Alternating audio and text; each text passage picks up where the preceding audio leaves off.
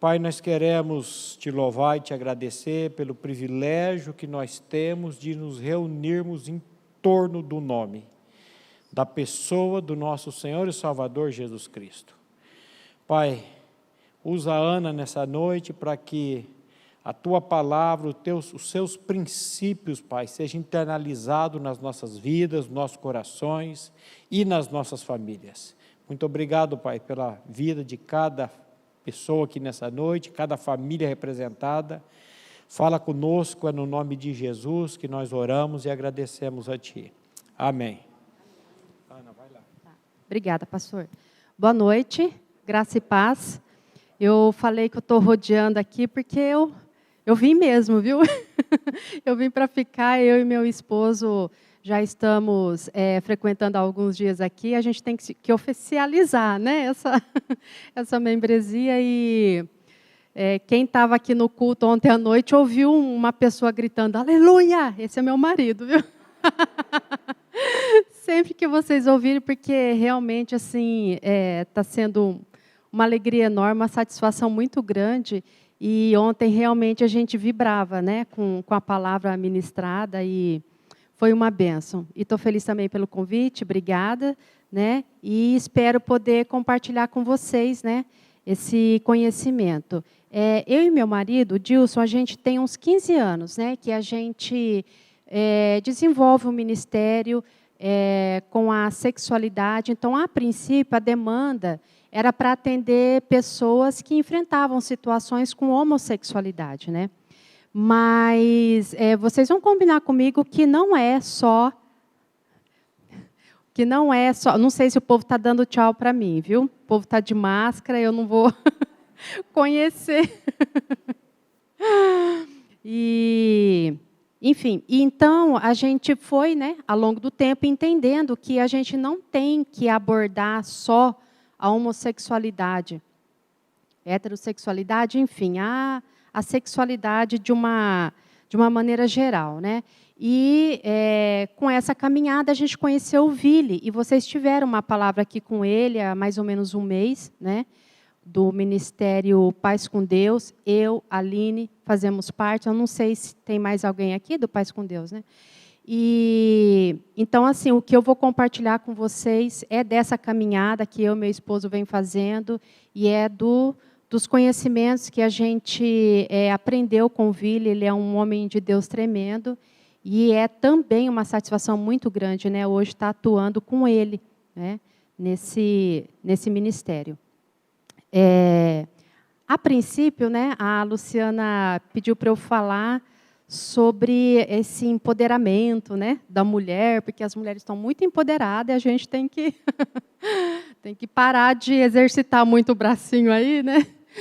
E o que eu estava explicando para ela é assim, que essa questão do empoderamento feminino, ela é um efeito, ela tem sido assim um efeito e vem sofrendo uma retroalimentação desde Adão e Eva. Então, para falar de empoderamento, né, já começa lá com Adão e Eva. Então, quando a Eva se empoderou, Adão se embananou. Mas eu tenho comigo, né, que Adão primeiro se embananou, aí ela teve que se empoderar. Eu indico uma leitura chamada O Silêncio de Adão. Se eu não me engano, o autor é Larry Crabb, né? Ele lê lá, talvez vocês vão ficar com essa segunda hipótese, né? Mas não vem ao caso aqui para nós, tá? E eu costumo... Então, assim, eu vou falar, nós vamos abordar, assim, né, a questão da feminilidade, a gente também vai citar aqui o empoderamento, mas tudo isso a gente vai ver dentro do contexto de como a sexualidade ela é construída, tá? Então, a gente vai ver a dinâmica, e por conta disso, a gente vai ver tanto a respeito da feminilidade, quanto a respeito da masculinidade. Ninguém vai ficar de fora aqui, não. Nós vamos implicar todo mundo aqui. E, bom, não sei se já pode colocar o primeiro slide, isso vai ser o quarto, né? O quarto slide. Eu vou pular esses 3 primeiros. Pode pular, vai para o quarto. Yes, isso aí.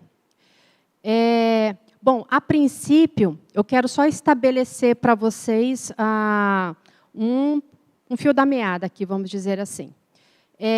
Geralmente, a gente desvincula de Deus alguns departamentos da nossa vida. E isso não é diferente com a área da sexualidade. Geralmente, ela é bem desvinculada, não que a gente não agrega esse aspecto nosso a Deus de propósito. Talvez é porque a gente não pare para pensar, talvez é porque a gente não pense nisso mesmo, né? Mas, então, é por isso que é importante falar de sexualidade na igreja, né? Então, quando a gente desvincula qualquer aspecto da nossa vida, né? E hoje vamos falar aqui da sexualidade, é como se a gente perdesse o contato com a realidade, né? E eu vou tentar aqui colocar para vocês o que eu penso a respeito disso. Olha só, quando a gente não vincula a nossa sexualidade a Deus, a gente perde de vista que a gente foi feito à imagem e à semelhança de Deus, né? Em Gênesis fala que Deus nos fez a sua imagem e a sua semelhança. Então, o que eu penso a respeito disso, entre tantas possibilidades que isso pode significar, eu vou dizer para vocês uma delas, né? E uma delas que eu penso que seja assim.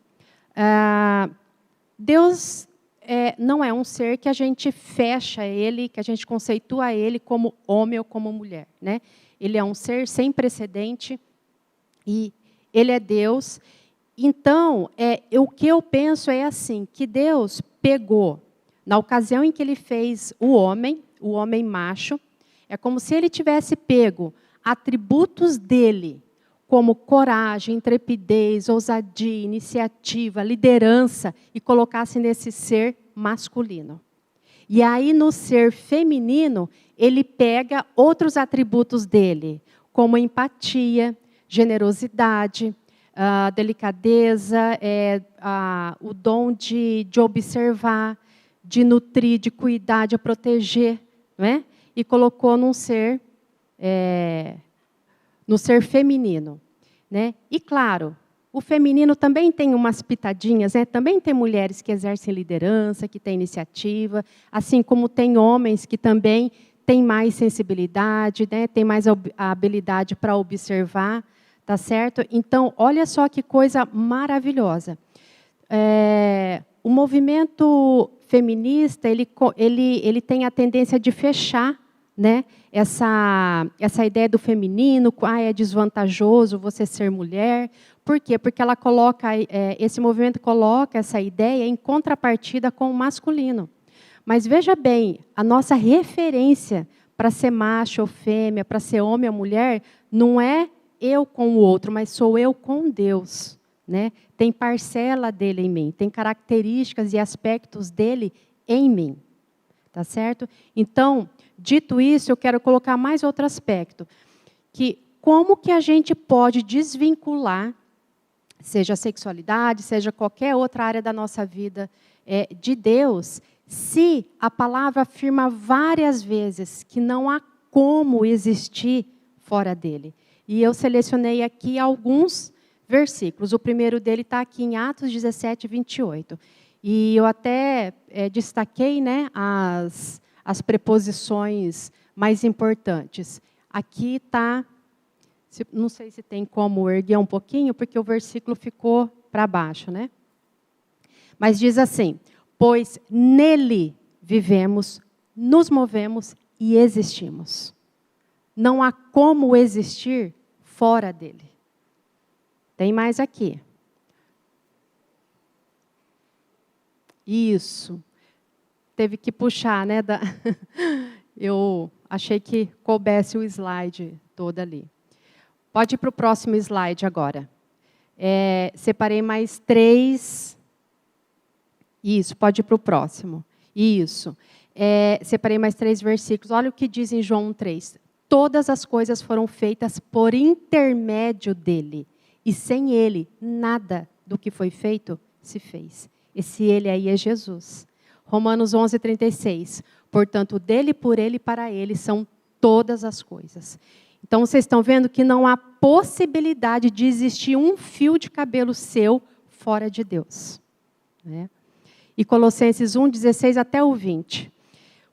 Porquanto nele foram criadas todas as coisas, nos céus e na terra. Está vendo ali? Eu destaquei as preposições. As visíveis e as invisíveis, sejam tronos ou dominações, sejam governos ou poderes. Tudo foi criado por ele e para ele. Ele existe antes de tudo o que há. E nele todas as coisas subsistem. Porquanto foi do agrado de Deus que nele habitasse toda a plenitude e por intermédio dele reconciliasse consigo todas as coisas, tanto as que estão na terra quanto as que estão nos céus, estabelecendo a paz pelo seu sangue vertido na cruz. Né? Então, que isso fique como um reforço, né? Para a gente nunca cogitar nada a nosso respeito, né? Fora de Deus. E, por último, eu não vou explorar isso, a Aline está desenvolvendo um material bem joia, que vai falar mais sobre isso. E o Vili falou também, né, a respeito de ideologia, mas só para a gente citar aqui como mais um elemento. A gente está vivendo, por conta dessa ideologização na nossa cabeça, né, a gente está vivendo a cultura do sentimento. Né? A gente já perdeu a mão do que é realidade. Então, hoje é assim, não é mais o que eu vejo, é o que eu sinto. Né? Então, hoje, por exemplo, eu estou olhando aqui para a Aline, o que eu vejo na Aline? Uma mulher. Né? Mas a ideologia vai dizer o quê? Não, mas e se ela se sentir um homem preso no corpo da mulher? Aí eu tenho que conceber a Aline um homem. Né? Então, veja bem como essa ideologia praticamente lesa, né, as nossas percepções mais primárias, físicas e concretas. Não é? E a gente não pode perder isso de vista. Então, o que Deus pede para nós é um culto racional, não é um culto emocional. Né? E, então, assim, eu queria destacar isso para vocês. Pode ir para o próximo slide. Porque, assim, eu gostaria de começar com a gente bem instalado na realidade mesmo. Na realidade do que nós somos em Cristo. Romanos 6 diz que nós estávamos com Ele, tanto na semelhança da morte, quanto na semelhança da ressurreição. É outra realidade para nós. Né? E a gente precisa invocar isso para nós, porque essa geração está levando a gente para o devaneio, né? Para um imaginário assim, totalmente enlouquecido. Né? Então, agora vamos entrar no nosso assunto aqui, né? Que a gente se propõe. Eu vou começar falando agora a respeito da orientação sexual. Orientação sexual é atração, tá? É aquilo que acontece, que desenvolve quando a gente atinge a puberdade, né? Então, assim, a gente não nasce sentindo desejo sexual, né? Sentindo atração sexual, né? Muito menos já sabendo se vai se atrair por homem ou por mulher, né? Então, geralmente, a gente tem que se guiar, né, pelo que nós temos. Por exemplo, citando aqui a genética. Né? Então, o que a genética fala para nós a respeito da nossa orientação sexual? Que a gente nasce macho ou fêmea. Lembra lá da aula de biologia dos cromossomos? Homem é X, pode copiar daqui. Homem é XY, né? E a mulher tem os cromossomos XX. Né? Então, no momento de conceber uma criança, a mãe está sempre contribuindo com um X, é o X que ela tem. E aí vem do homem a definição do sexo daquele bebê, que ele pode estar contribuindo com o X ou com o Y. Olha que coisa tremenda e maravilhosa. Deus atribuindo ao homem a definição do gênero, da sexualidade da criança. Né? Mas houve, não pense vocês que não teve, muitos estudos e ainda estão tendo, sempre aquela tentativa de achar um tal do gene gay, né? Para poder justificar a pessoas que têm atrações homossexuais. Então, teve décadas e décadas de pesquisa com os irmãos gêmeos, né, que se chamam gêmeos monozigóticos, estudaram assim por décadas, né? E pasmem vocês, olha a conclusão deles, né, que é a criação, né, que é o seio familiar que contribui, né, para isso. E também, além da genética, a gente tem a psicologia, né, que a maior parte das vertentes vão dizer o quê? Que a orientação sexual ela é um comportamento aprendido. Isso só para a gente entender que não é uma escolha, né? Você não teve um dia na sua vida que você escolheu, eu acho que eu vou gostar de homem. Não, mas eu acho que eu vou gostar de mulher, porque tem mais mulher no mundo, né? Daí eu vou ser mais feliz no amor, mais probabilidades de dar certo, né? Mas na época do governo Dilma, no primeiro governo dela, eles estavam desenvolvendo um tal do kit gay. Não sei quantos aqui ouviram falar. Mas, entre tantas atrocidades, eu não vou me esquecer de um vídeo. Eles estavam produzindo vários vídeos, filmes, né, para abordar isso. E um deles, olha só, eles pegavam um contexto de uma aula de matemática. E os alunos iam estudar naquele dia o assunto probabilidade, né? Então, por exemplo, tenho aqui uma caixa com 50 bolinhas pretas e 10 bolinhas amarelas. Se você pôr a mão lá sem olhar, qual que é a probabilidade de você pegar a bolinha preta e amarela? A probabilidade maior é de pegar a preta, porque dela tem 50 e da amarela só tem 10. Estão entendendo, né? E aí, desse contexto, eles pegavam um gancho dizendo assim, mas olha, será que vocês não acham que seria muito mais vantajoso se na vida sexual a gente fosse bi? Né? Olha só a probabilidade de você ser feliz no amor. Se você pudesse gostar tanto de homem quanto de mulher. Né? Olha só, de um contexto, de uma aula de matemática, eles fizeram esse link. Né? Então, o que eu quero dizer com isso é o seguinte, nós temos hoje a ciência, né? Nas suas várias vertentes, a sexualidade, da genética, enfim. Mas a nossa garantia está na palavra do Senhor, que é a estrutura da nossa realidade. Tá? Sabe por quê?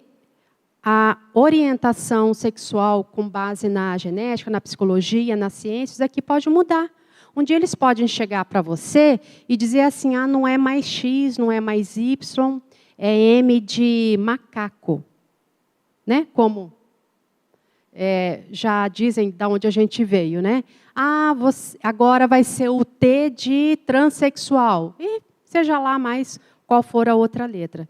Porque muitas pesquisas científicas, elas são tendenciosas, elas são encomendadas. E depende do laboratório, de quem estiver financiando, que se ele quiser provar que tem um gene gay, que tem um gene, que uma pessoa nasceu com um gene de um coelho, eles vão conseguir tudo isso. Então, não é nisso que nós vamos colocar a nossa confiança. Nós vamos colocar a nossa confiança no Senhor, na identidade que Ele nos deu. Pode passar para o outro slide? Isso. Então, olha só, falando de novo de realidade, Gênesis 1, 27 diz o quê? E criou Deus o homem à sua imagem, a imagem de Deus o criou. Homem e mulher os criou. Em algumas traduções vai dizer, macho e fêmea os criou. Outro versículo, portanto, deixará o homem, o seu pai e a sua mãe, apegar-se-á à sua mulher, e serão ambos uma só carne. Porque muitas pessoas, em relação a esse versículo 2, 24, muitas pessoas falam assim, mas a Bíblia não fala de homossexualidade, então ela lava as mãos sobre isso. Porque tem algumas traduções mais modernas que hoje têm o termo homossexualidade, né? Um tempo atrás não tinha, então era uma desculpa para as pessoas falarem. Mas será que com essa afirmação precisa falar? Qual que é a orientação que a gente está recebendo aqui? Qual que é a direção? Deixará o homem e apegar-se-á a quem? A sua mulher. Precisa ter algum versículo falando a respeito de outra união? Né?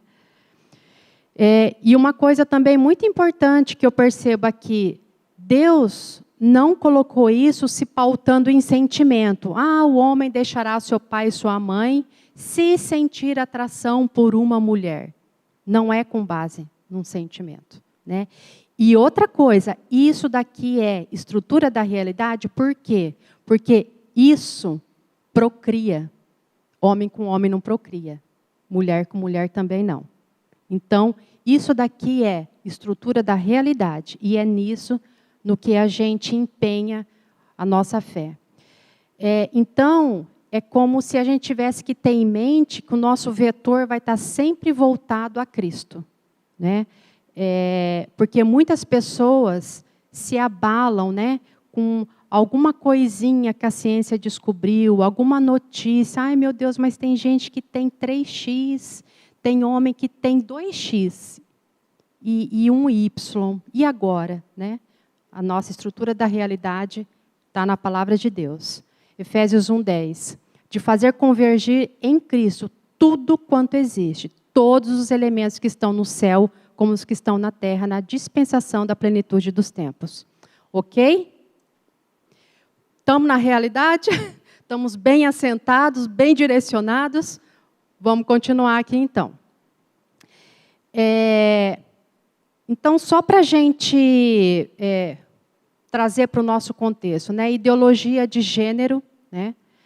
Tenta fazer essa bagunça aí na nossa cabeça, mas, a princípio, ela tentou se estabelecer como ciência. Tá? Hoje é uma ideologia, mas antes ela tentou se estabelecer como uma ciência. Se eu não me engano, o Vili até mencionou aqui um estudo do Dr. John Money, que teve um paciente, uma criança, né, que foi fazer uma cirurgia de fimose, isso na década de 60. E a cirurgia foi mal sucedida, era um procedimento a laser, me parece, e esse menino teve o pênis amputado, foi decepado. E isso foi um motivo assim, de grande desespero para a família. E, na época, o Dr. John Money, ele tinha desenvolvido uma teoria de que se você pegasse um bebê de até 2 anos e você fizesse uma cirurgia de mudança de sexo, ok, aquela criança ia viver fluindo naquele gênero sexual que você escolhesse para ele. Né? Então, e ele fez essa experiência com esse rapaz. Só para não me alongar, tá? Porque vocês podem acessar isso no YouTube facilmente, vocês vão conhecer a história. É impressionante. E, enfim, foi um caso falido, né? Foi assim o que detonou com essa teoria. E, a partir de então, a ideologia de gênero percebeu que não dava mais para ir para a ciência. Né? O negócio era o devaneio mesmo, né? Que é o que a gente vê hoje. Eu estou falando tudo isso porque a biologia, ela vai contra, né, todas as colocações da ideologia. E só para título de exemplo, eu coloquei aqui o seguinte. Muitos aqui devem saber isso melhor do que eu não tenho filhos, né? Embora já seja casada há 16 anos, eu não tive filhos, mas eu imagino que a maioria aqui sejam pais. Né? Que na 8ª semana de gestação, o feto que tem o cromossomo Y, ele recebe, como se fosse um banho de testosterona. E essa ocasião faz uma mudança tremenda no corpo caloso desse feto. Esse corpo caloso é uma estrutura no cérebro, né, que divide hemisfério direito e esquerdo do nosso cérebro.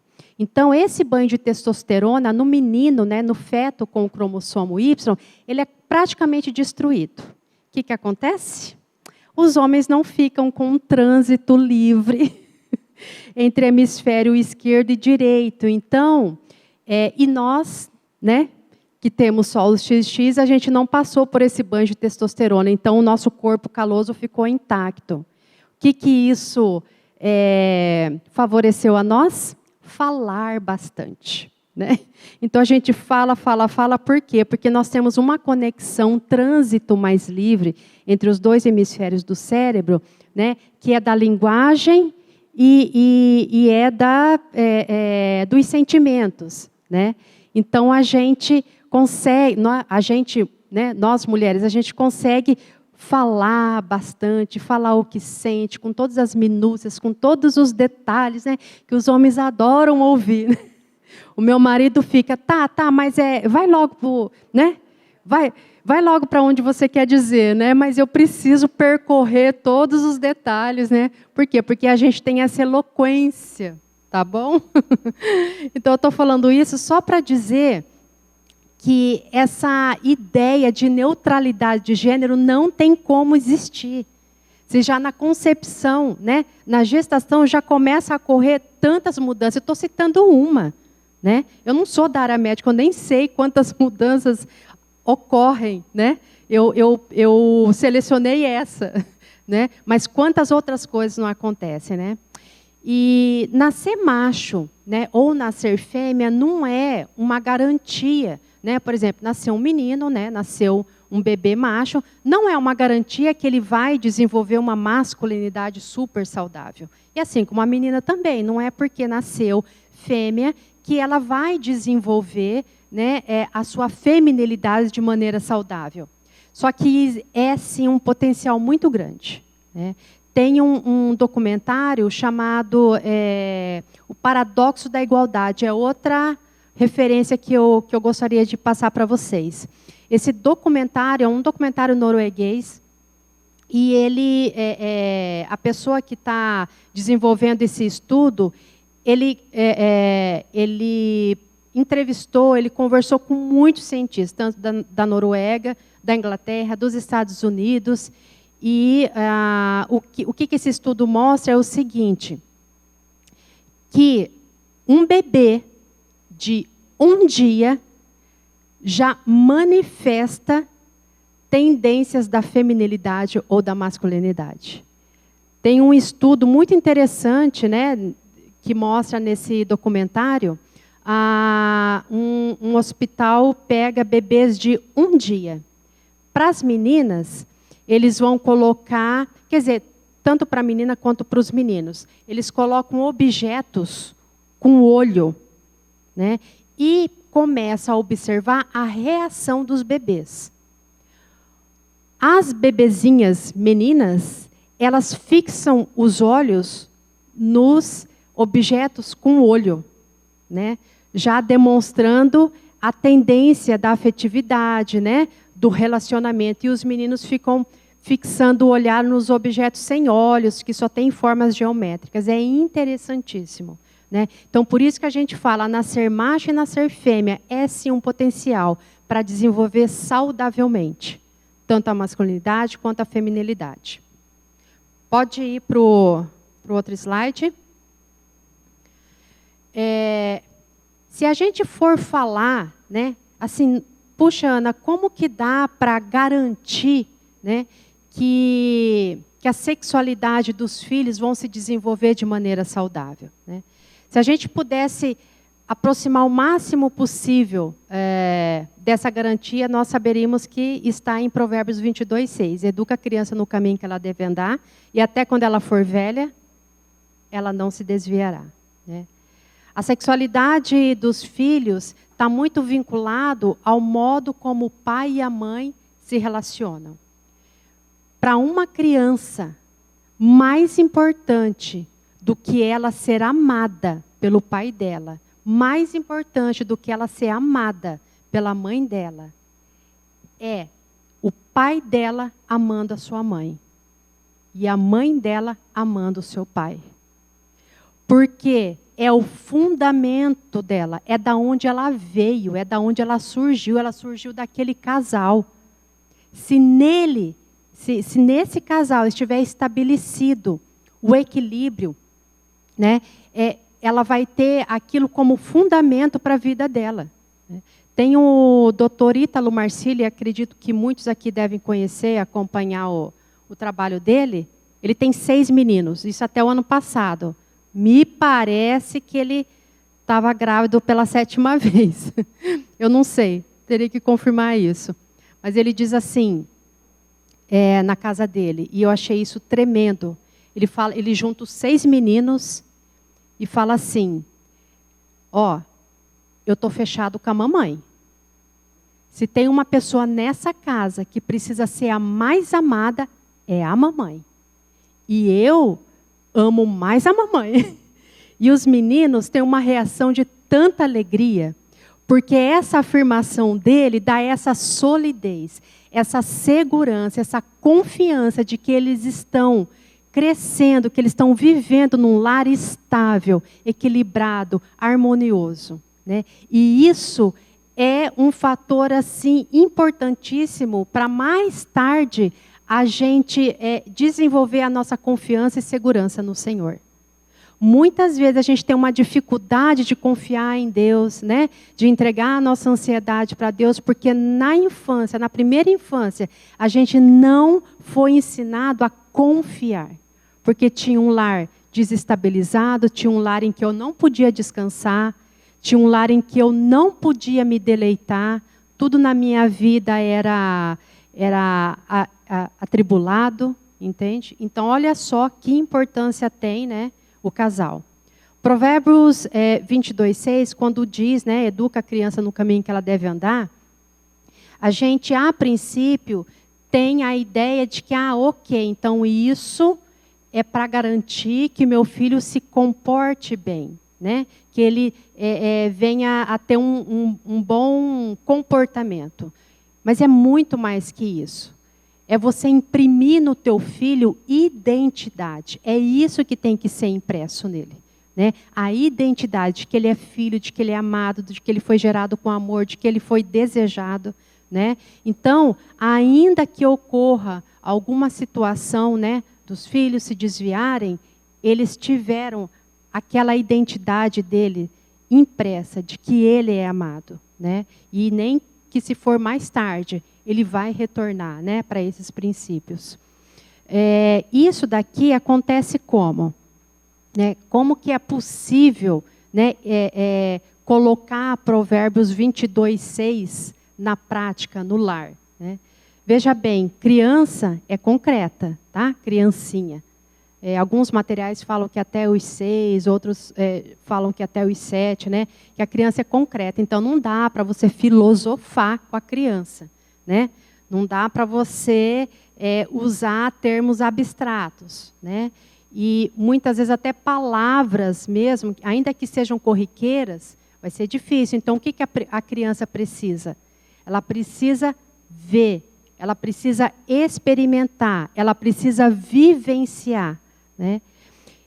Isso daí é possível quando a família tem vida doméstica. E hoje em dia está muito difícil, porque os 2 pais estão saindo para trabalhar. Então a criança está vivenciando, está experimentando pouca vida doméstica com os pais. Quando eu falo vida doméstica, eu não estou me referindo à criança ver o pai de avental lavando louça e a mãe aspirando o tapete da sala. Não é isso. É a dinâmica do lar. É como que o pai e a mãe dessa criança são vistos pelos filhos resolvendo conflitos, né? Lidando com alguma situação difícil, às vezes uma situação financeira. É ver a mãe honrando o pai, né? Não desautorizando o pai na frente do filho e vice-versa, né? O pai desautorizando a mãe, né? É ver o pai acalentando a mãe, né? Em momentos difíceis, em alguma situação que ela esteja passando. É ver que o pai é aquele que sai, que traz a provisão da casa, né? Aquele que se preocupa com o bem-estar da esposa, que honra, que ama, né? É ver o pai também beijando, né? Dando um beijinho na mãe e vice-versa. Então, é essa vida concreta, essa vida doméstica, né, que é o maior aprendizado, né, e que vai realmente, de uma forma efetiva, né, imprimir isso na criança. Tá ok, gente? Vocês estão me acompanhando? Ok? Então tá bom. Se quiser falar, pode falar também, pode erguer a mão aqui. Eu preciso dar conta aqui do conteúdo, então talvez eu fale um pouquinho rápido, tá? Mas eu sei que a minha voz é meio sonífera, tá bom? Tem uma cadência, assim, às vezes o povo dorme. Eu não vou chamar a atenção de ninguém. Fiquem tranquilos. Então, olha só, nesse lar, essa imagem ela é muito significativa. Olha só essa imagem. Né? Ela reflete, ela dá uma resumida bem boa no que a gente acabou de falar. Né? A criança vendo a relação harmoniosa do pai e da mãe. Então, quando tem esse lar, né, bem consolidado, bem harmonioso, a criança ela consegue de maneira satisfatória se projetar para o pai e falar, ok, eu vou crescer e vou querer ser isso aí também. Então, por exemplo, uma menina, né, está vendo lá a dinâmica familiar, como que a mãe dela convive com o pai, se a mãe dela é feliz por ser casada, se a mãe dela é feliz por ser mulher, se a mãe dela é beneficiada por ser casada com um homem, e assim também com o menino. Então, quando a criança consegue abstrair isso, ela automaticamente está se projetando. Então, a menina vai olhar para a mãe e fala, que legal, eu vou crescer e vou casar com o papai. Né? Por quê? Porque no lugar da mãe, ela se reconhece e fala, ok casar. Ok se relacionar com o homem. E a mesma coisa o menino. O menino vai se projetar para o pai e falar, ok, né? Eu quero crescer, quero trabalhar igual o papai, eu quero casar com a mamãe, entende? Porque são modelos bem sólidos, né? E está ali tudo muito, muito concreto para a criança, para a criança aprender isso. E isso daí, como eu já disse, olha só, tudo esse contexto que a gente está falando aqui é o que vai conferir segurança, confiança mais tarde em relação a Deus. Né?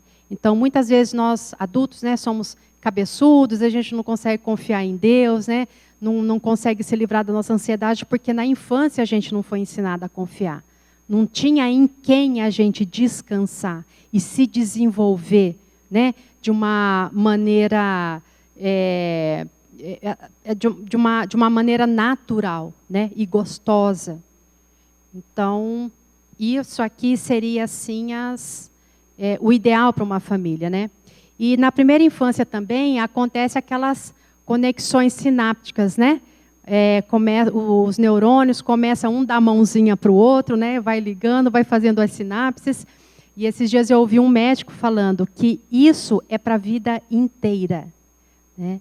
Então, assim, uma criança, imagina as conexões que ela vai fazer se ela estiver vivendo num lar que dia após dia ela está sofrendo trauma, ela está sofrendo violência, ela está visualizando violência, ela está experimentando insegurança, medo. Né? Imagina as conexões que ela vai fazer de trauma, né? E que vão ser coisas com que elas vão lidar, né, para toda a vida. Então, isso é um fator muito importante, porque quais são as conexões sinápticas, né, que seriam ideais para fazer numa criança? De que ela é aceita, que a identidade é de filha amada. Né? Então, isso é uma questão bem importante. Isso é o próximo. Bom, agora que a gente já colocou assim de uma maneira geral, né, sem dividir menino ou menina, agora eu vou começar a falar especificamente a respeito dos meninos. Os meninos, eles têm um fator pelo qual eles precisam passar, que se chama rito de passagem. Não é nenhuma cerimônia, nenhum ritual. É simplesmente a fase que o menininho se desliga da mãe para se conectar com o pai. É como se ele tivesse uma anteninha, né? E chega num determinado tempo da vida dele, ele fala assim, eu sou mais parecido com o papai. Né? Porque, a princípio, ele sempre estava com a mãe. Né? sendo amamentado, geralmente é a mãe que vai trocar a fralda, que vai colocar para dormir, que vai dar o banho, né? Então vai chegar um tempo que é natural o menino querer romper esse elo com a mãe para se aproximar do pai. É como se esse menino precisasse nascer de novo, né? Biologicamente falando, inclusive. Porque, olha só, todos nós nascemos da barriga de quem? Da barriga de uma mulher. Então, para nós, mulher, tá ok, entendeu? Resolvido. Agora, para o menino, é como se ele necessitasse nascer de um homem. E esse nascer de um homem, nada mais, nada menos, que significa o pai afirmando, né? E o pai introduzindo esse menino para as coisas que ele vai fazer, né? Até selecionei aqui imagens bem triviais, assim, do cotidiano, né? Então, o pai, sei lá, vai lavar o carro, convida o menino. O que isso está simbolizando para esse garoto? Yes, eu estou fazendo coisa de homem, porque o meu pai lava o carro e ele me chama para fazer isso junto, né? E qualquer outra atividade. O pai tem um costume de, aos sábados, fazer a compra da semana. E leva o menino. O que o menino vai entender? Ah, isso é coisa de homem. E eu estou indo com ele.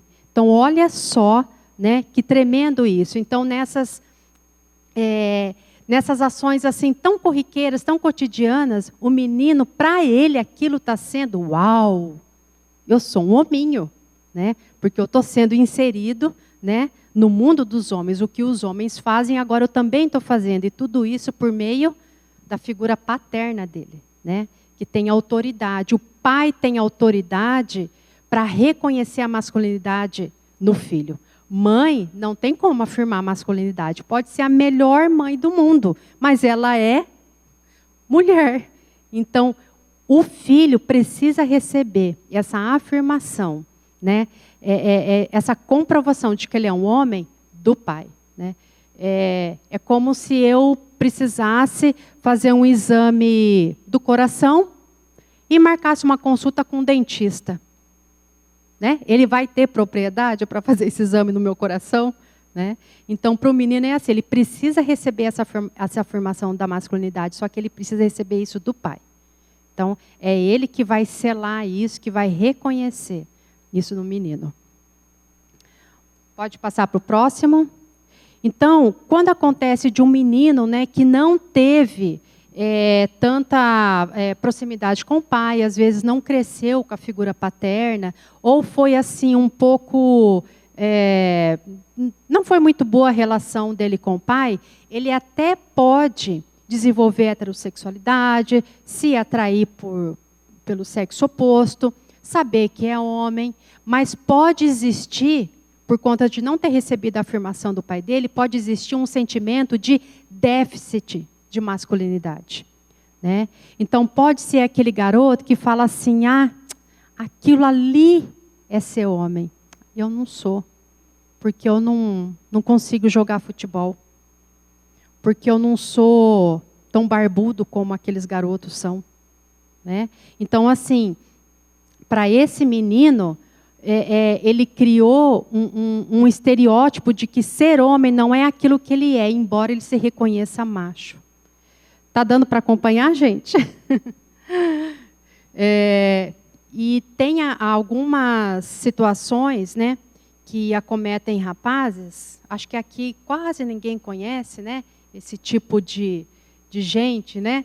Alguns rapazes que têm esse déficit de masculinidade, pasmem vocês, são aqueles, sabe, desculpa o termo, pastor, falar aqui, mas sabe aquele o pegador? Aquele que pega todas, né? Na verdade, um rapaz como esse, ele pode ter a masculinidade dele muito mais deficitária do que qualquer outro. Porque, para ele só consegue afirmar para ele mesmo a masculinidade quando ele está se desempenhando sexualmente com uma mulher. É a única maneira de afirmar para ele, eu sou homem, é quando ele leva uma menina para a cama, né? Porque ele não conhece outra forma da masculinidade dele ser reconhecida. né? Então, geralmente, são os rapazes que mais se acham os machões. Eu acho que eles deveriam rever esse conceito, se a vida deles estiver, né, pautada nesse princípio, né? Pode passar para o próximo slide. E falando ainda, né, de meninos, de masculinidade, de homem, tem um aspecto predominante na masculinidade, que é a força. Lembra que eu falei? Que Deus pegou atributos dele, né, e colocou na figura masculina? Uma das figuras mais predominantes é a força, né? Porque a força faz o homem desbravar, ir para fora, lutar, ter iniciativa, ter coragem, ele se move, né? E no casamento, é necessário que a mulher compreenda a força do homem para que ela esteja sempre recrutando a força do homem, requisitando a força do homem, né? Porque daí vai funcionar na estrutura da realidade que Deus fez para ser. Funciona assim. É assim que funciona homem e mulher, na estrutura que Deus fez. Então, aí, pode colocar no outro slide. E aí, o que vem?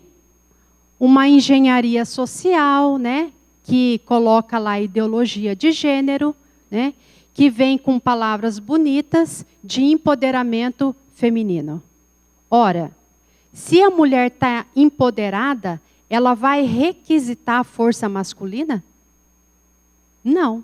Porque a mulher, ela foi criada sempre, né, pelo menos, né, nas gerações, né, atuais, assim, nunca dependa de um homem. Então, a mulher nunca ela está recrutando a força do masculino. O que acontece com essa força do masculino? Porque ele tem. Ele tem, querendo ou não, ele é constituído de uma força. Só que se ninguém recrutar a força dele, o que acontece com essa força? Fica obsoleta, fica sem uso, né? E aí, olha só que dinâmica interessante para se observar, mas na verdade não tem nada de interessante, né? Como o homem tem a força para exercer, qualquer situação que ameace ele de fracassar, vai ser motivo para ele recuar, né? Então, um homem casou com uma mulher toda empoderada, né? E aí, ela não precisa dele para nada. E ele se coloca, né?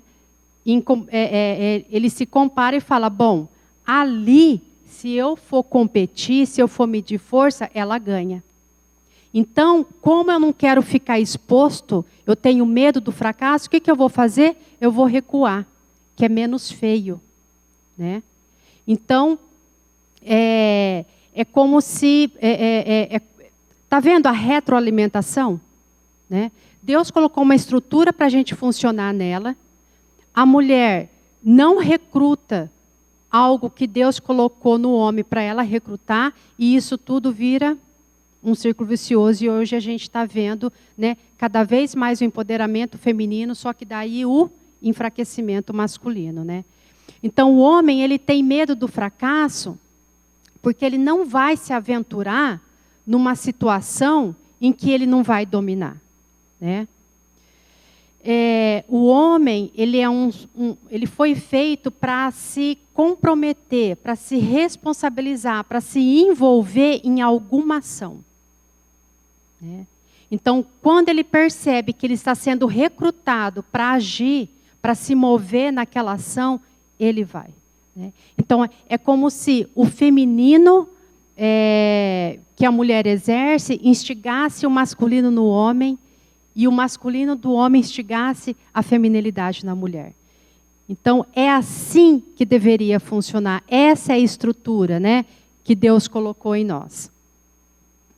E o homem, a mulher geralmente é criada, né, para não depender de ninguém. E o homem está sendo criado para ninguém depender dele. Então, está aí um dos motivos do empoderamento, né? Eu acho que nisso eu acabo abordando aquilo que a Lu queria que a gente falasse, né? Porque é essa dinâmica que acontece. Bom, continuando falando aqui dos meninos, tem uma fase dos garotos que eles reforçam entre eles o gênero, né? Lembra que ele ganhou já o reconhecimento de que ele é homem do pai, certo? Mas aí ele vai para a escolinha, ele começa a se socializar e ele encontra os amiguinhos dele, né?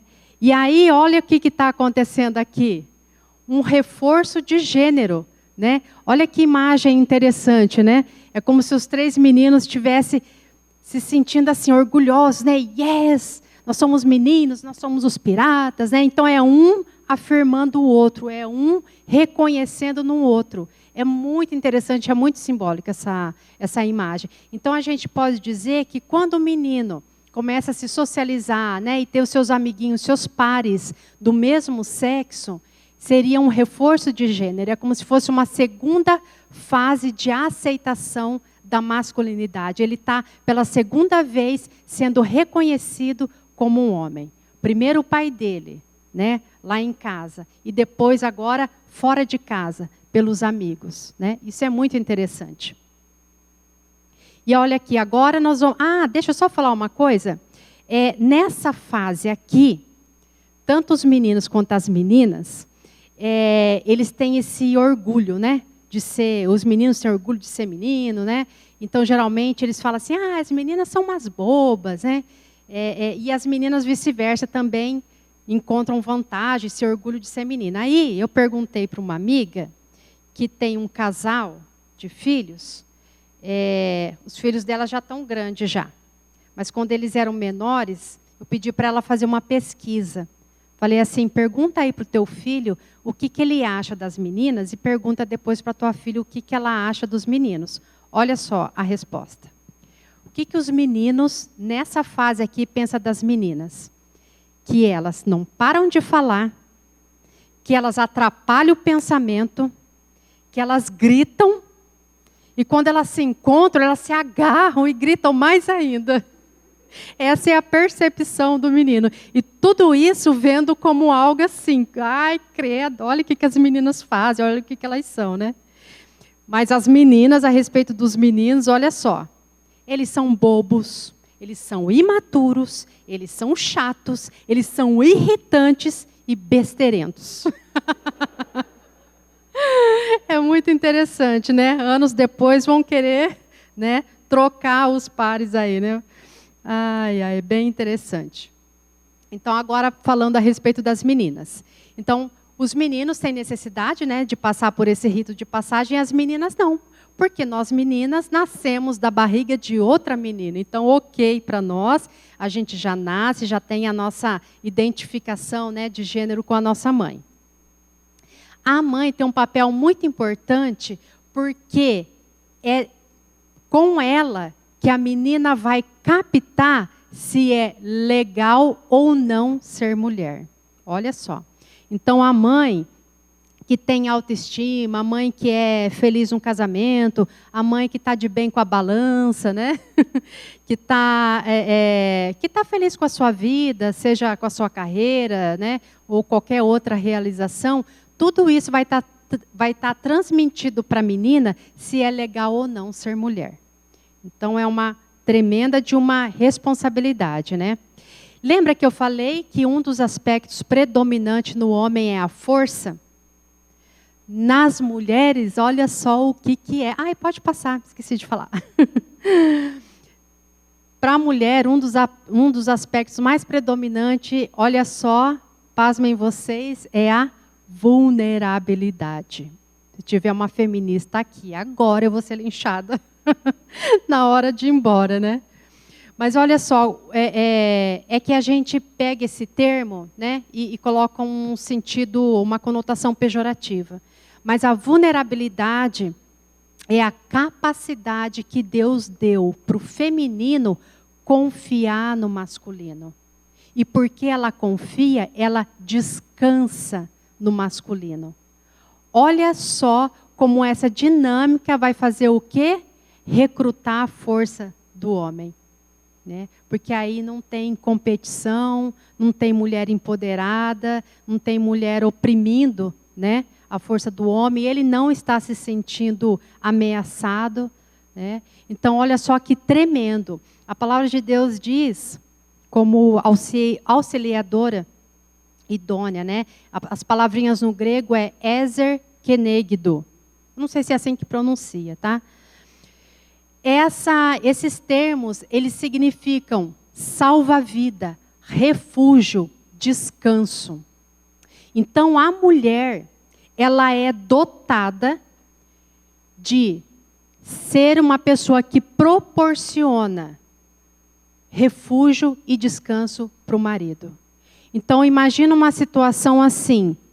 O marido trabalhou o dia todo, talvez ela também tenha trabalhado, né? E ele retorna para casa. Aí ele chega em casa e ele encontra uma mulher ranheta, amarga, reclamona, né? Cuspindo marimbondo. Será que esse lar vai ser mesmo um refúgio para ele descansar? Será? Será que ele vai querer sair do trabalho e ir para casa ou ir para outro lugar? Né? Então, olha só. Quando a mulher, ela consegue entender isso, né, que Deus fez ela capaz de confiar e de descansar no masculino, né, no caso do marido dela, ela se torna uma pessoa capaz de proporcionar bem-estar. A mulher tem uma virtude de transformar. Né? Um esperma vai fecundar um óvulo e ela vai transformar isso num ser.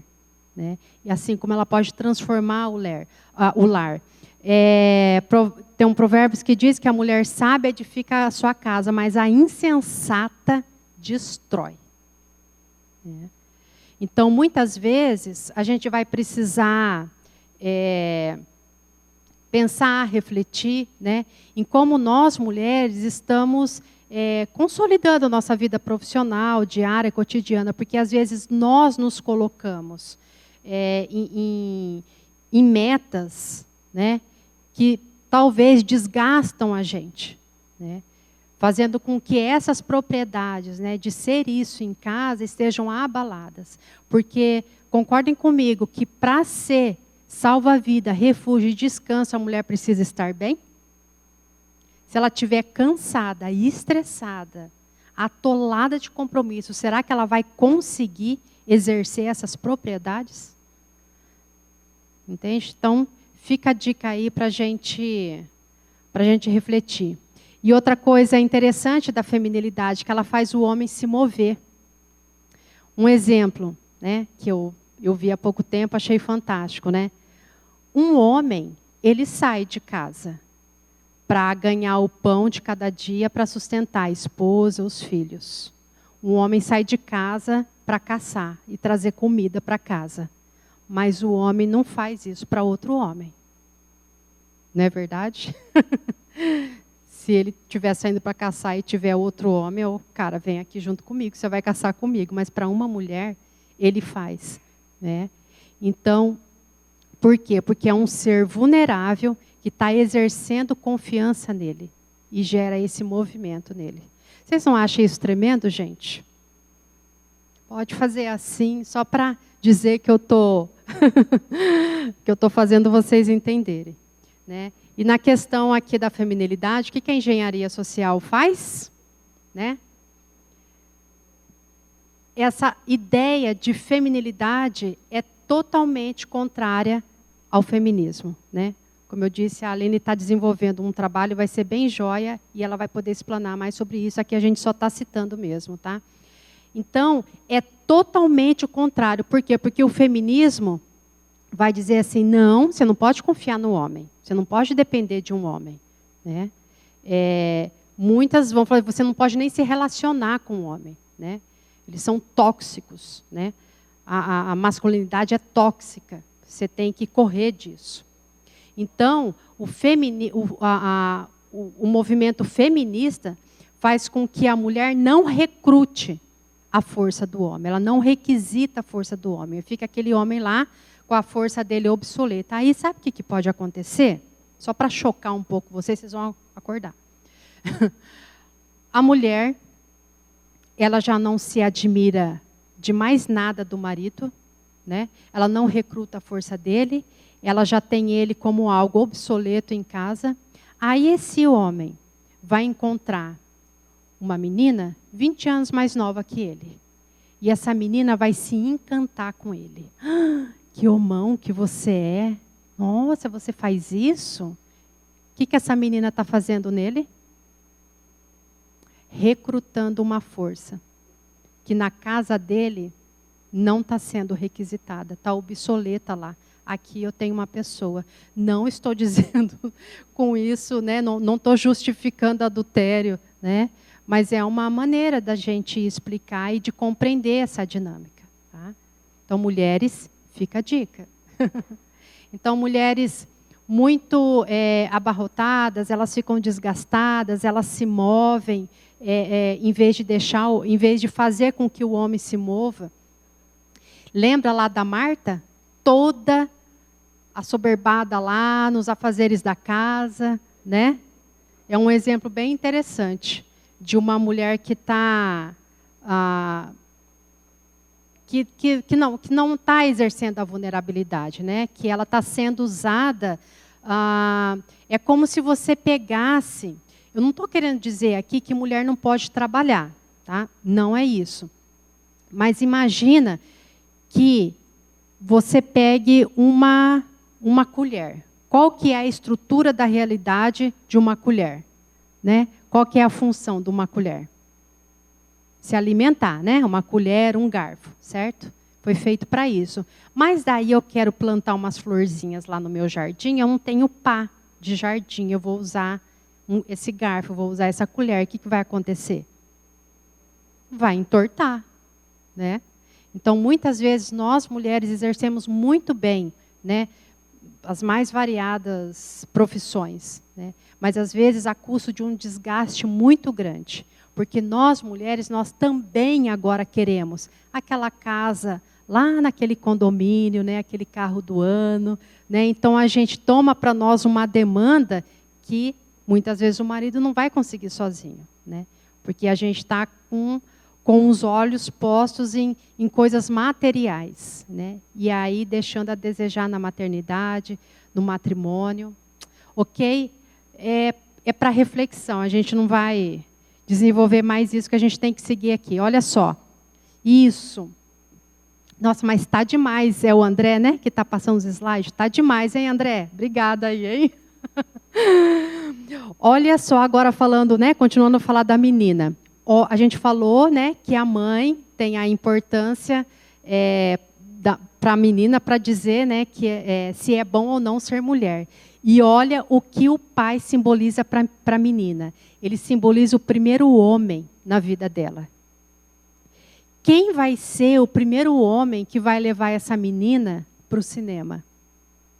Quem vai ser o primeiro homem que vai dar um buquê de rosas para essa menina?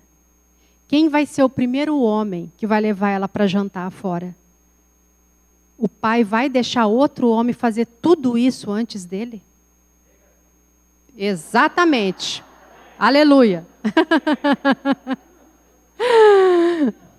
Então, quando um pai, ele consegue fazer isso com a filha, aqui são alguns exemplos que eu dei, podem ser inúmeros, né?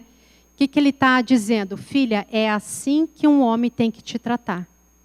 Né? Porque quando o pai fizer todas essas atividades com ela, vai ser com respeito, vai ser com amor, vai ser com cuidado, vai ser com zelo, vai ser com proteção. Né? Exatamente, está aí estabelecendo um padrão. Aí não vai ser qualquer menino que vai chegar chegando, botando a mão nela. Não, aqui não, violão. Entendeu? Aqui eu tenho valor. Né? E ela vai saber como um homem deve tratar ela. E aí essa menina que experimenta, né, que tem essa vivência com o pai, olha só algumas narrativas que ela vai desenvolver de maneira saudável. É bom ser mulher, porque sou amada, admirada e protegida. que o feminismo fala? O contrário. Você pode colocar o antônimo de tudo disso daqui, né? E outra narrativa, os homens são bons, porque eles me protegem, né? Então, assim, meninos, fica a dica. Quem está solteiro aqui, ergue a mão. Mas não tem homem solteiro aqui, menino solteiro, não tem ninguém. Então, vocês levem esses recados, tá? Meninos solteiros, vocês vão escolher a sua amada, começa pelo sogro, tá? Vai sondando, né, o sogro que exerce essa masculinidade, porque você vai ter uma esposa que vai entender que ela precisa recrutar a tua força. Ok? Passa esse recado aí, já que não tem nenhum homem solteiro aqui hoje. Olha só, a menina ela não vai crescer carente de admiração masculina. Dos aspectos da feminilidade é a necessidade de ser admirada. Sabe aquelas meninas que usam, e que a gente vai logo julgando, uma menina que usa um decote muito profundo, uma saia muito justa, uma roupa justa, uma saia curta, uma maquiagem carregada, e a gente vai logo falando o quê dela, né? Não precisa responder, a gente já imagina, né? Então, essa menina, na verdade, provavelmente ela não recebeu a admiração do pai. Ela não recebeu a admiração masculina. Nunca um homem, de maneira respeitosa, que no caso deveria acontecer na figura do pai, disse para ela, você é linda. O teu cabelo é lindo, você é linda, você é inteligente. Você é minha princesa. E aí, quando ela crescer, se ela não tiver tido nada disso, ela vai continuar, porque são necessidades que não passam. A necessidade de admiração, assim como a necessidade de afirmação masculina nos meninos, não passa. O problema é que essa necessidade vai permanecer e depois que atinge a puberdade, essa necessidade ela vai ser erotizada. Aí ela vai querer ser admirada, ser amada, ser cortejada, mas ela vai querer isso do pai? Aí não, né? Ela vai querer dos rapazes, né? Então, muitas meninas que se entregam facilmente, né, que estão sempre envolvidas em relacionamentos, sempre se machucando, sempre se expondo sexualmente, provavelmente são meninas que lá no fundo, elas estão clamando, me admire, fale que eu sou bonita, reconheça a minha beleza, eu quero ser admirada, eu quero ser desejada. Entende? Então, é um papel importantíssimo do pai, né? E aí, ele transmite, o pai, né, tendo todas essas experiências com a filha, ele vai transmitir o padrão, né, de como ela deve ser tratada. Olha aqui, não teve o reforço de gênero dos meninos? Agora é o reforço de gênero das meninas. Olha só a beleza ali. Está vendo? Nenhuma delas estão se abraçando. Mas elas estão unidas, né? E reforçando a beleza. Por quê? Porque nós, mulheres, temos medo. A gente está sempre preocupada, preocupada com o cabelo, com a maquiagem, com a roupa, né? Hoje eu fiquei preocupada com o que eu ia vestir, como que eu ia me portar aqui. Por quê? Porque a gente tem essa necessidade, né, de ser admirada. O homem ele é mais visual. Tá? Ele é mais visual, então o que ele vai observar é mais físico mesmo. Tá? A mulher, ela admira. Né? Então não vai ser o que ela vai admirar no homem só físico, mas tudo o que compõe aquele homem. Né? Os aspectos de personalidade, né? De caráter. Isso é bem interessante também. Bom, nós falamos até agora sobre tudo que seria ideal, né? Tudo o que seria certinho para uma criança desenvolver a sexualidade de modo saudável. Mas será que é assim na realidade? Será que todos nós vivenciamos lares bem estáveis, né? Com a mãe recrutando a força do pai, o pai honrando a mãe, protegendo? Será que todos nós viemos de contextos assim? Nem sempre, né? Aliás, a maioria de nós não. Então, aqui agora a gente vai falar sobre o que geralmente dá de errado, né, para que uma pessoa não desenvolva bem, aqui no caso a masculinidade. De novo, eu começo pelos meninos, tá? Então, olha só, vamos falar de um menino. E outra coisa também, o que eu vou mostrar aqui para vocês são alguns casos, né? Durante o tempo que a gente atende pessoas envolvidas principalmente com homossexualidade, então tem alguns fatores que são mais recorrentes. Então, eu posso estar abordando algumas situações aqui e vocês conhecem outras que eu não vou nem citar, porque não dá, né? É um assunto que não dá para esgotar. Então, eu vou citar aquilo que é mais comum. Um menino introvertido. Pensa bem, um pai, né, está super feliz, está vindo aí um garotão, a esposa dele está grávida, ele está naquela ansiedade, né? E vamos colocar aqui que é aquele pai que tem alguns hobbies, né, de pescar, de jogar bola, de acompanhar esporte. E aí nasceu o filhão dele. Ah, vai ser meu companheiro, vai ser meu parceiro, vai ser com quem eu tenho que acompanhar. Estou passando muito da hora, Lu? Eu tenho que acompanhar a hora aqui, gente, mas está acabando, viu? E aí, esse menino nasceu introvertido. Aí está lá o pai que chega em casa com um caminhãozinho para ele brincar, com uma bola. E esse moleque não, entendeu?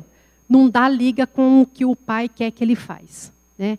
E aí, o pai quer levar o menino para jogar futebol, para ver uma partida, e o menino não quer. E aí esse pai começa a falar assim, não é possível, não tem um jeito com esse menino, ele se sente desajeitado. Lembra que o homem não gosta de se aventurar em lugares em que ele vai fracassar? Pode acontecer isso aqui também. O pai imagina que ele é desajeitado, que ele não consegue atingir a atenção do filho. Ele faz o quê? Ele recua e fala assim, vê lá com a sua mãe, ela que te entende. Pai, posso fazer isso? Pai, vamos fazer aquilo? Vê lá com a sua mãe, ela que te entende, né? E aí esse menino está naquele rito de passagem, que ele está a caminho de de ter mais afinidade com o pai, de fazer mais atividades com o pai. O que vai acontecer com esse menino?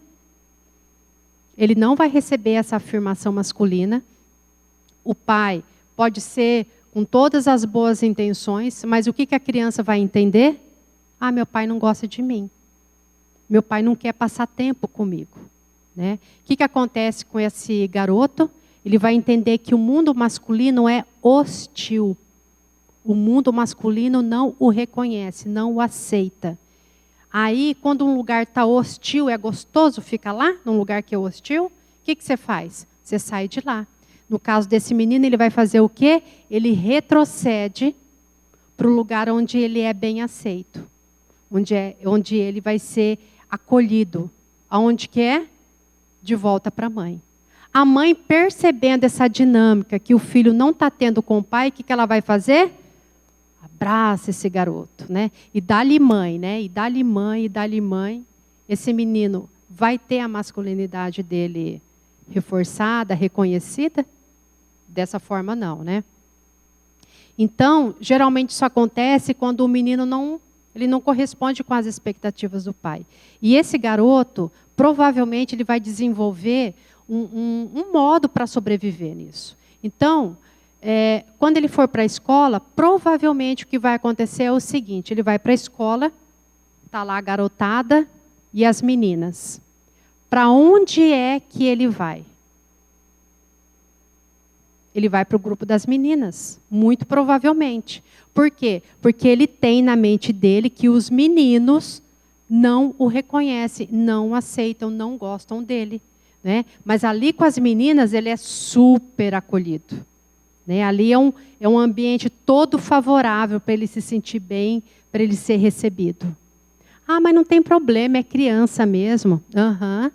Só que ele vai ficar criança para sempre? Vai chegar na puberdade, o despertamento sexual virá, e esse menino que está cansado de conviver com menina, ele vai se despertar sexualmente por menina, com quem ele está cansado de conviver? Para quem que ele vai se despertar sexualmente? Para o grupo dos meninos, que é um mistério, né? que é onde ele quer a afirmação, só que agora essa afirmação ele vai desejar de que maneira? Erotizada. Estão acompanhando? Vamos lá. Olha só, eu selecionei essa HQ aqui, que é muito interessante. Não sei se vocês conhecem, esse é o personagem Agar, o terrível, né? E eu achei assim que caiu super bem no que a gente está explicando aqui, né? É o pai que, desajeitado, não sabe como lidar com o filho que não corresponde com as expectativas dele. Olha só, o pai falando assim: eu, Agar, o horrível, o terror do norte, tem que dar duro para ter uma reputação dessas, incendiando e saqueando noite e dia. Pergunte a qualquer viking. E o que eu ganho como filho? Um docinho de coco. Né? Por quê? Porque a expectativa dele é que o filho seguisse as tendências dele. Né? E aí, no caso, nasceu um menino mais introvertido, ele vai gostar de ler, ele vai gostar de desenhar. Né? Então, para esses casos, é importante os pais entenderem que nem sempre o filho vai corresponder com as expectativas, vai ter o mesmo temperamento, a mesma personalidade, as mesmas preferências. Né? Então, para o menino, o importante é que quando o pai o afirma na masculinidade, seja de acordo com as preferências do menino. Né? Então, por exemplo, ele quer que o menino goste de bola, ele quer que o menino goste de luta, né, de lutar, mas esse menino não corresponde. E ele percebe que esse menino gosta de ler historinha, gosta de desenhar. O que esse pai vai fazer? Ah, você gosta de desenhar, filho? Papai vai desenhar com você, então. Vamos desenhar. Vai lá, compra caderno de desenho, lápis de cor, vamos desenhar junto. Ah, você quer historinha? O papai vai ler historinha com você. Por quê? Porque o pai, desenvolvendo essas atividades que são da preferência do filho, vai dizer o quê? Filho, ok, desenhar é de homem também. Gostar de historinha também é de homem. Né? Porque nem todos os meninos vão gostar de futebol. Nem todos os meninos vão gostar de luta, vão querer ver luta livre na televisão, enfim. Né? Então, é muito importante o pai se inserir naquilo que é importante para o filho, porque lembra, a criança é concreta. Aquilo que ela gosta está ali misturado com o que ela pensa que ela é. Né? Então, assim, se o pai não se envolve naquilo que ele gosta de fazer, ele vai entender assim: eu não sou homem, né? O meu pai não faz isso comigo. Quem vem desenhar comigo é minha mãe, então desenhar deve ser coisa de mulher, né? E aí eu coloco aqui um exemplo bem drástico, tá? Se o filho chega para o pai e fala assim: pai, quero fazer balé. Eita, aí pegou, né? Aí, será que teria problema desse menino ir fazer balé? Ia ter problema se quem levar para o balé for a mãe, para quem for nos ensaios de apresentação de fim de ano for a mãe, para quem for comprar o figurino com ele for a mãe, mas se for o pai, vai ser um baita de um bailarino. Tá certo? Então, quando o pai se envolve nas atividades, seja ela qual for, aquele menino vai entender: ok, isso é ser homem. Né? Gostar de, como eu selecionei aqui essa imagem, né? O menininho se interessando pela culinária. Ok ser cozinheiro. Ok ser costureiro, estilista, ou seja lá mais qual for. Né? E a mulher, né, a esposa, que percebe isso, fala: ok, eu vou sair de cena para o rito de passagem acontecer, entende? Com culinária, com balé, com seja lá o que for. Deixa ele completar o rito de passagem com o pai. Né? Isso aí, o próximo.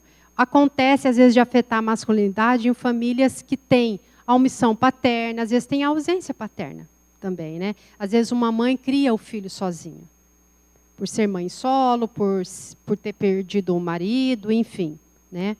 E nessas situações, é recomendável, né, quando a criança realmente, de fato, não tem a figura paterna, é recomendável que alguma figura masculina seja inserida. Pode ser um tio, pode ser o avô, né, pode ser um professor, mas que seja, de preferência, uma figura masculina com autoridade, porque não adianta colocar um outro amiguinho, um priminho da mesma idade, entende? Então, às vezes, você frequenta uma célula e tem lá o líder de célula, né? Ele pode contribuir, né?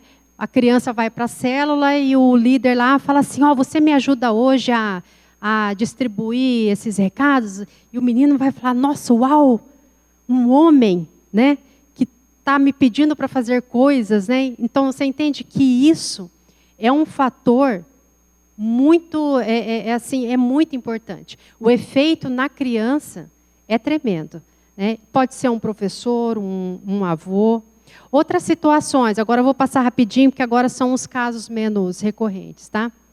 Bullying na escola, aqueles meninos que são mais franzinos, né? Alguma criança que tem alguma debilidade na saúde. Aí, esse menino pode ter aquela mãe assim, que quando ele está saindo para a escola, ela agasalha ele todo, filho fica bem agasalhado, filho não toma friagem, não brinca com aqueles meninos bagunceiros da escola que rola no chão e se suja tudo. Você não pode sujar, você não pode pegar sereno, você não pode... Cuidado, filho. Né? Então, o que está transmitindo para o filho? Que eu sou feito de porcelana, né? Então, essa criança vai acabar tendo uma autopercepção tão fragilizada, que ele vai chegar lá na escola e não vai conseguir se envolver com os outros meninos. Né? Continuando. Opa!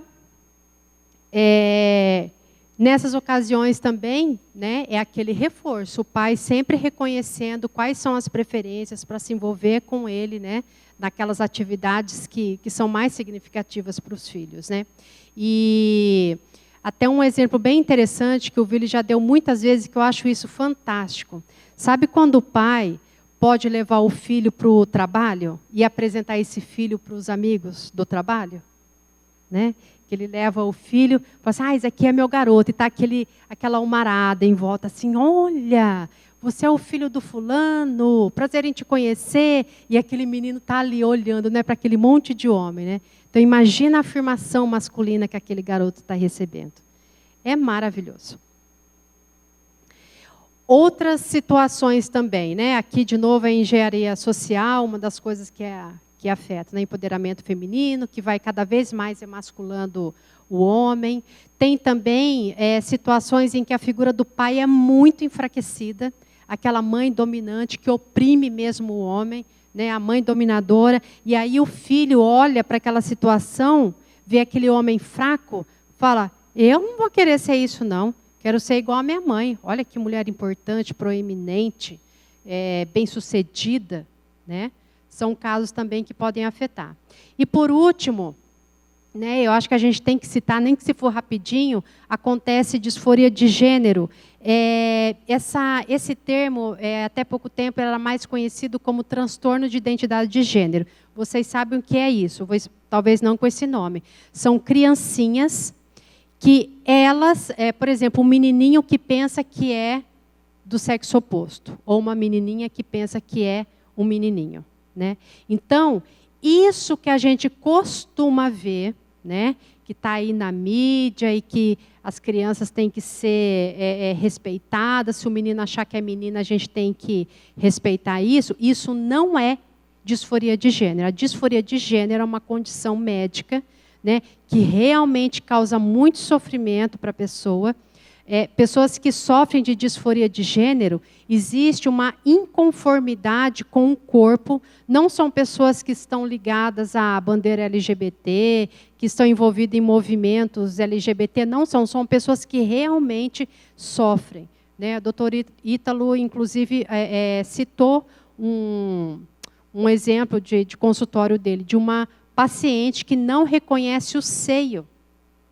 E isso causa um transtorno tremendo para ela.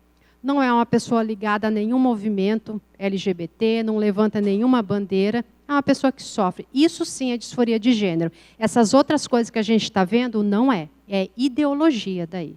Tá? A disforia realmente é um caso muito sério. E, inclusive, existe também a disforia de parte do corpo. Já viram ou já ouviram falar de pessoas que elas entendem que essa perna não pertence a mim, eu preciso tirar essa perna. O que o médico vai fazer? Vamos tirar então, uai. O que ele vai falar? Não, tua perna é sã, não tem nenhum problema, não vou amputar a tua perna. Mas quando é ideologia de gênero, né? Se for disforia de gênero, vamos operar essa criança. Vamos começar com 4 anos de idade, inserindo já o hormônio. Lá pelos 7, 8, a gente faz a cirurgia de mudança de sexo. Vocês estão entendendo, né, a incongruência? E, por último, o intersexo. Intersexo vale a pena citar aqui, porque é o seguinte, é uma condição que acontece e não é tão raro assim. Alguns bebês com cromossomo Y têm um problema, não sei se... me parece que é alguma enzima que não reage bem com aquele banho de testosterona que eu citei aqui no início. E, por conta disso, eles não desenvolvem bem a genitália. Quando esse bebê nasce, fica muito confuso. Não dá para saber se é menino ou menina, porque tem uma parte do pênis que foi desenvolvido, mas também tem uma vagina. E é muito complicado. E não é muito raro essa condição. Se chama intersexo. E, na época do Dr. Manner, né, que ele desenvolvia aquelas teorias lá de gênero, ele tinha um protocolo de que crianças assim era só operar até os 2 anos de idade, né? E vamos supor, que está parecendo mais que é uma vagina, então vamos operar para ser uma vagina, depois você cria essa criança como uma menina. Acontece que essas crianças, né, que geralmente são do sexo masculino, o que vai acontecer na puberdade? Na puberdade acontece o segundo processo de masculinização nos meninos. Esse processo, sim, nas crianças intersexo, elas desenvolvem. De repente, uma menina que foi operada, né, para ser uma menina, começa a nascer barba, o pomo de Adão começa a aparecer, a voz engrossar, um pênis começa a surgir. Então, assim, é interessante a gente citar isso, né? A gente não vai se ater a isso, mas só para vocês saberem que existe, né? E hoje são protocolos que os médicos com ética não estão mais seguindo. Então, com 6 meses de idade, os médicos examinam fatores lá do cérebro para identificar se trata, né, de uma criança macho ou fêmea, para daí, então, fazer as cirurgias. Eu mesmo conheço uma mãe que teve um filho assim aqui em Londrina, né? Então, eu gosto de citar porque realmente não é muito raro, isso acontece. Tá? Abuso na infância, sabe? Crianças que são abusadas na infância, um menino sendo abusado por um homem adulto, ele pode associar que sempre vai ser uma figura masculina que vai proporcionar prazer para ele, né? Então, pode ficar incutido uma conexão lá que ele fez no cérebro de que é homem que me dá prazer. E aí, quando ele for mais velho, ele vai desenvolver a atração homossexual por conta disso, né? Então, só aqui para falar de consequências, né, de tudo isso que acontece com os meninos. De todos aqui, só para a gente correr um pouquinho, vou falar só de um. Então, geralmente, quando a paternidade para um menino realmente não foi consolidada, não teve muita afirmação masculina, o que mais vai ficar no menino é aquela sensação de déficit de masculinidade. Ele sabe que é homem, ele sabe que é macho, ele gosta do sexo oposto. No entanto, de acordo com o estereótipo que ele colocou como homem, ele não se acha tão homem, né? Acho que de todas as consequências de tudo isso que a gente falou, acho que essa seria a maior. Agora, falando da mulher, essa parte aqui vai ser mais rapidinho, tá? Já estourou meu tempo, desculpa, tá? Tá acabando mesmo. No caso da mulher é aquilo, ela pode sentir uma desvantagem em ser mulher por conta justamente da vulnerabilidade, né? De saber que o homem é mais forte, de que ele pode dominar. Então, a menina percebendo no lar, por exemplo, uma mãe que é agredida pelo pai, uma mãe que não é amada, que é abandonada, que é traída, o que pode transmitir isso para a menina? Não é legal ser mulher, não. Deus me livre, eu não vou querer crescer e me envolver com um homem, não. Porque olha só o que dá. Olha aí, a mulher. Sempre é a parte que se dá mal, né? Então, pode vir essas ideias. Então, ela começa a fazer acordos. Eu nunca vou me envolver com homem. Homem não é bom. Homem não protege. Homem agride. Homem violenta. Então, são as narrativas distorcidas, né? E algumas origens desse sentimento de desvantagem é isso que eu falei. A menina convive com uma mãe, né, que é violentada, que é agredida. Para citar só um caso, uma vez nós atendemos uma moça, lindíssima moça. Ela convivia com o pai alcoólatra, e esse pai chegava em casa bêbado e agredia a mãe. E muitas vezes ele violentava a mãe no sofá, na sala, na frente dos filhos. Era ela e mais um irmão.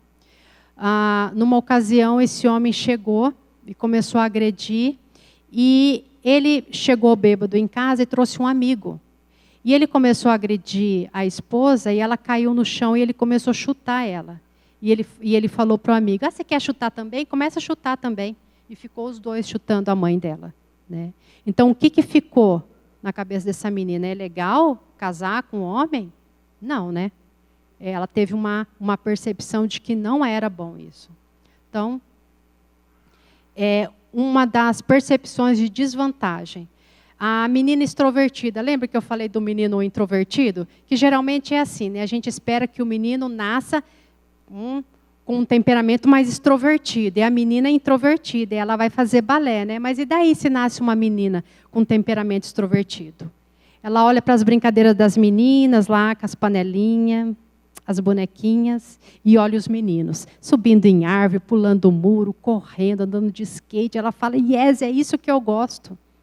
Né? Então, pode ser uma menina que tenha afinidade com esporte, né, com aventura. Só que daí o que acontece? Isso vai afetar a feminilidade dela? De modo nenhum. O que vai afetar é o seguinte, a família fala, menina, parece um moleque. Olha aí, só anda de bermuda. Olha aí tua prima, tão bonitinha. Olha só como sua prima se veste. Coloca um vestido igual a sua prima. Então, ela vai crescendo, ouvindo que ela não é feminina. Que aquilo que ela é, que ela veste, que ela faz, não é ser mulher. Né? Então, isso é terrível, é danoso, né, fazer essa comparação. E muitas vezes a gente confunde feminilidade com personalidade. Então, não é porque uma menina tem uma personalidade extrovertida, ela tem afinidade com atividades mais normais, né, de menino, que ela vai deixar de ser mulher, de desenvolver a feminilidade. Então, é vendo o relacionamento do pai dela com a mãe dela, né, que ela vai entender o valor que ela tem, independente das afinidades, das preferências, né, daquilo que ela gosta de fazer. Também, né, com a mulher acontece, é bem afetado quando acontece um abuso, porque, olha só, abuso no menino é bem agressivo, mas, assim, imagina numa menina que já tem a percepção de que o homem é mais forte, de que o homem tem mais força, de que pode segurar, de que pode fazer coisas com ela contra a vontade dela, né? Então, isso é bem danoso para a menina. Também ocorre disforia de gênero, né? Como eu falei daquele caso da menina que não reconhece os seios, né? Também ocorre disforia de gênero nas mulheres. E, como consequência, né, aqui seria mais assim, porque tem mulheres que não desenvolveram atração por mulheres ao longo da vida, mas algumas de tanta frustração no casamento, de tantos relacionamentos frustrantes, vai chegar uma hora que ela fala assim, desisto de homem, agora eu vou me relacionar com mulher. Acontece muito isso. Mulheres, depois de 1, 2, 3 casamentos, ou de relacionamentos, né, violentos, elas falam, não, com uma mulher eu estou mais segura, uma mulher me entende. E com uma mulher eu não corro risco, eu vou me envolver com uma mulher. Né? Então, é muito comum isso acontecer. Aí, gente, agora, finalizando mesmo, aí você pode ter ouvido tudo isso e falado assim, eu me encaixo num desses exemplos aí, de família desestruturada. Se eu pudesse voltar no passado. Né? Mas o que Deus fez em nós foi muito melhor do que mudar nosso passado, gente. Ele mudou quem a gente é. Hoje nós somos, né, nascidos de novo. Então, olha só que notícia maravilhosa. Então, esses fatores, né, que a gente vivencia na infância, eles não são determinantes para nós. A gente não está debaixo dessas situações, eles não vão determinar. Mas é o nosso nascimento que determinou que hoje nós somos filhos de Deus. Né? E nós não estamos escravizados a viver de acordo com o que a gente vivenciou, né, na infância. Então, eu só queria terminar com essa mensagem para vocês. E só mais um minutinho aqui, porque já que a gente falou muito de paternidade, é um videozinho de 1 minuto e meio só. E eu juro que eu libero vocês. A paternidade do Pai. A Bíblia chama Deus do Abba. Você já parou para pensar o que é isso? Abba era um termo carinhoso que a família falava naquela época dentro de casa para chamar o pai. Ele dizia papai, paizinho, painho, queridinho, meu papai, papaizinho. Como um filhinho chama o seu pai dentro de casa. Nós fomos livres, a Bíblia disse. E nós podemos chamar Abba, Pai. Esse é o seu pai. Ele não é só um pai austero, sentado no trono, arbitrando. Ele é o Abba. Diz, eu quero o Abba. Eu quero o papai, eu quero o paizinho. E eu desafio você a sair daqui para descobrir quem é o Abba. Eu desafio você a confiar na paternidade de Deus, a restabelecer uma identidade de um filho amado na sua vida. Você vai chegar lá na sua casa, deve ter um espelho lá. Você vai olhar para aquele espelho e vai apontar o dedo para você e vai dizer, você é o amado do seu pai. Você é a amada do seu pai. O seu pai te ama. Sabe, não interessa como você viveu até agora a sua paternidade, a sua relação com o seu pai natural. A relação com o seu pai celeste será perfeita. Você vai dizer, eu sou amado do meu pai. Amém?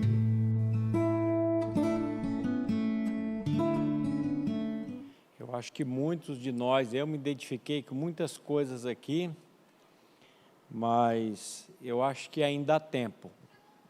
O perdão, às vezes alguns pais aqui têm que chamar o filho, a filha, e pedir perdão, e realmente pedir para esse Deus fazer uma obra na vida, para que nós possamos ser pais que glorifiquem a Deus.